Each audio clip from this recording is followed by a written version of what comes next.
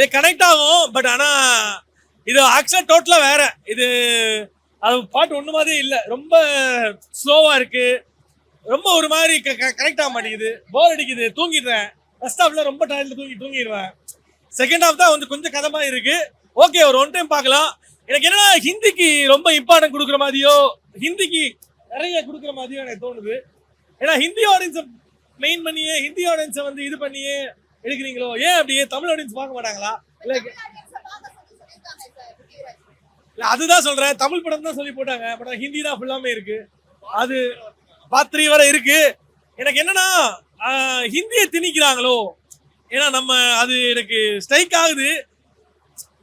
தமிழ் படம் சொல்லி போடுறாங்க, பட் ஆனால் ஹிந்தியை திணிக்கிறாங்களா அப்படின்ற மாதிரி எனக்கு ஒரு விஷயம் தோணுது.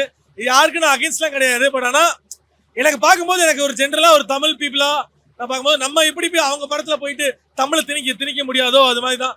காமனா எடுத்தா ஒன்று தமிழை டப்பிங் பண்ணணும், இல்லை அப்படின்னா இங்கிலீஷை டப்பிங் பண்ணணும், இல்லை அப்படின்னா ஹிந்தியில் ஃபுல்லாக டப்பிங் பண்ணணும்.